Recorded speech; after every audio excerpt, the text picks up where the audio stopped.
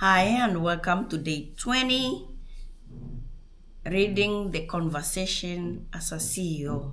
How strong readers control the room and drive vision. If you are the CEO and you are not reading the conversation, someone else is. Day 20 of building Ruth Media Group, and today we are talking about something most new readers struggle with. Reading the conversation, because if you don't control the direction, you don't control the vision, and if you don't control the vision, you don't control the company. Hi, I'm Ruth, founder and CEO of Ruth Media Group, and I'm documenting my journey as a new CEO, learning leadership in real time. Today's lesson: a CEO doesn't just attend conversation, she leads them. Leading conversation is about direction, not domination. A lot of new CEO think leadership means talking the most. It doesn't. Reading the conversation means setting the tone, clarifying the objective, bringing people back when things drift, making sure the discussion aligns with the company vision. If a meeting has no direction, it has no outcome. As a CEO, that responsibility is mine. If you don't read it, someone else will. Here's what I've realized. In every room, there is always dominant voice.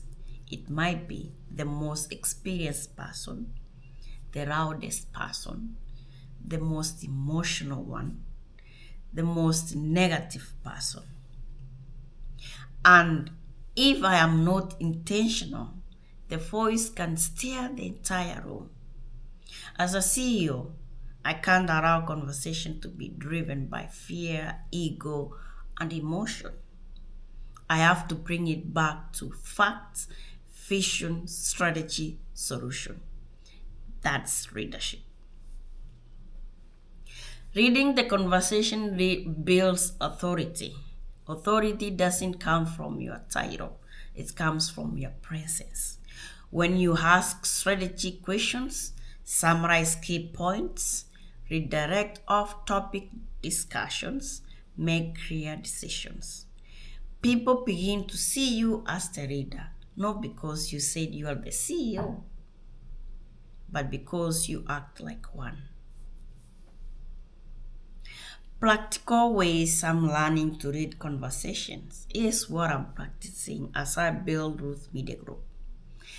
Starting meetings with the goal clearly stated, asking what outcome are we trying to achieve? Interpreting respectively when things drift. Say, let's bring it back to the main objective, ending every conversation with a clear decision or next step. Because conversation without decision wastes time, and time is money. Reading the conversation as a woman in leadership, as a woman in business, especially building something bold, I have realized something important. You don't have to be aggressive to read. You have to be clear, calm, direct, decisive, soft voice, strong direction. That's feminine authority.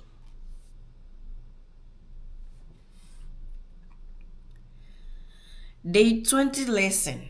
If you don't read the conversation, you are not reading the company. As a CEO, my job is not just to build a business, is to protect the vision, direct energy, guide the room, and every conversation is an opportunity to do that. If you are building something, whether it's a company, a brand, or your leadership identity, ask yourself today, Are you reacting in conversation or are you reading them? If this series is helping you grow as a reader, subscribe and follow my CEO journey as I build Ruth Media Group from the ground up. We are not just building businesses, we are building leadership. See you on day 21 and thank you for watching.